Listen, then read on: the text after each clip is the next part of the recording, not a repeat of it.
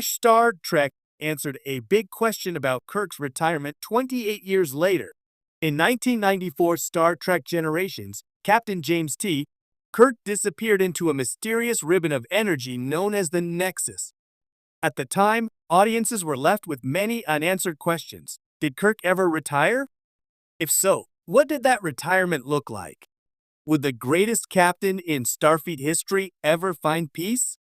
For nearly 3 decades, those questions lingered in the minds of fans until 2023, when Star Trek Picard Season 3 delivered an unexpected and surprisingly emotional answer.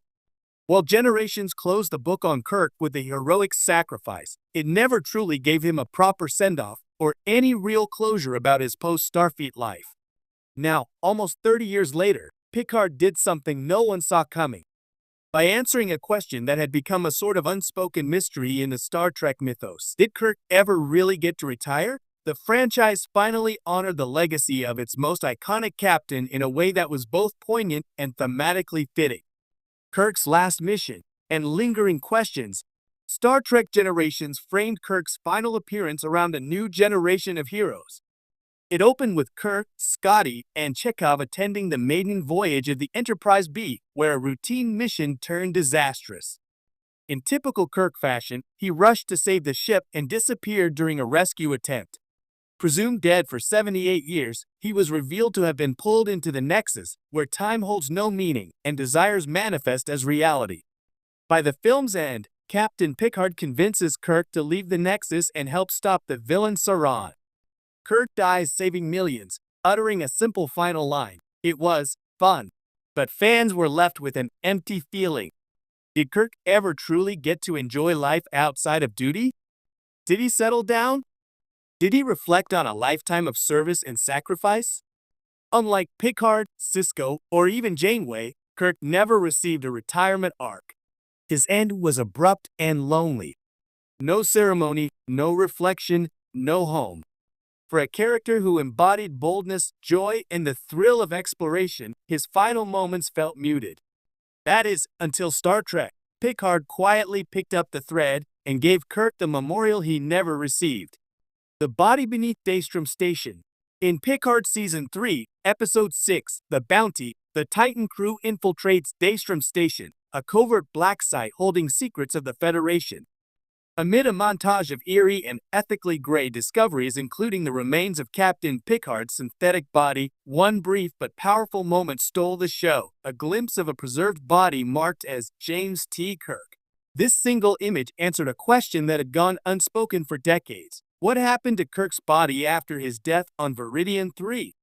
In Generations, Picard buried Kirk in a simple stone cairn on the lonely, uninhabited planet. But now we know that Starfleet later retrieved his remains. This small detail rewrites the end of Kirk's story, subtly suggesting that, despite the circumstances of his death, the Federation recognized his legacy.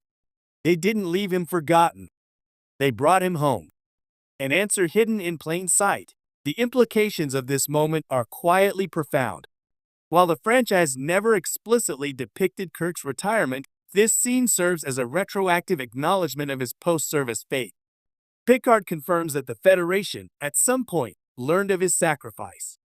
That means the truth of Kirk's actions on Viridian 3 was either revealed by Picard himself or uncovered through later investigation.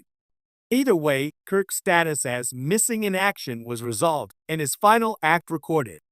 But more than that, his body's preservation suggests reverence. This isn't a random cadaver stored for analysis. It's a hero enshrined. Daystrom Station isn't just a black site, it's a vault of the Federation's most dangerous and valuable assets. To keep Kirk's remains here implies that Starfleet regarded his legacy with immense value, perhaps even fearing what others might do with his DNA, history, or symbolism. Retirement in absence, a Federation memorial. So, did Kirk get to retire? Not in the traditional sense.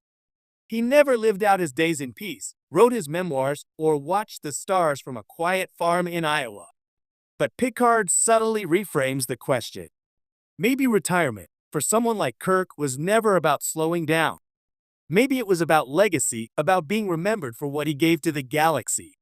In that sense, the recovered body beneath Daystrom Station becomes a symbol of Kirk's retirement. He may not have lived to enjoy it, but the Federation honored him all the same. His story didn't end in obscurity. It became a hidden legend, sealed away, not out of shame, but protection. This posthumous recognition is, in a strange way, the retirement ceremony he never had. It tells us the galaxy didn't forget James T. Kirk. It commemorated him the only way it could, by preserving the last piece of him that remained. Why Picard did it right. Picard Season 3 was, at its core, a celebration of legacy. From the return of the Next Generation cast of callbacks to classic ships and characters, it was steeped in reverence for Star Trek's history. Including Kirk's remains was more than a fan service Easter egg, it was a quiet, thoughtful gesture that closed a 28-year narrative gap. Showrunner Terry Matalas has spoken about how Picard Season 3 was meant to feel like a final movie for the TNG crew, but it also served as a bridge to all eras. By acknowledging Kirk, the show connected the foundational roots of Star Trek with its future, reminding fans that every captain stands on the shoulders of those who came before. It's notable that Picard didn't bring Kirk back in some dramatic, flashy way. No resurrection, no holographic cameos, no time travel shenanigans. Just a body. Just a name. A sign of respect. That restraint made the moment all the more powerful. It was the show saying, "We remember him. You remember him. That's enough." The unseen memorial. The Daystrom reveal has sparked fan theories. Was Kirk's body meant for cloning? Was it kept to prevent misuse of his DNA? Could it hint at a future storyline involving Section 31 or genetic engineering?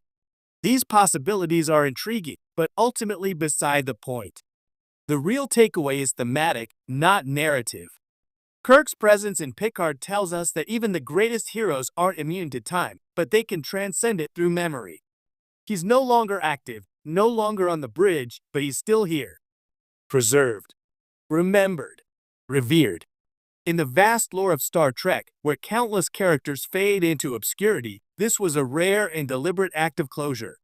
Not just for Kirk, but for the fans who grew up watching him cheat death, charm alien queens, and boldly go where no one had gone before.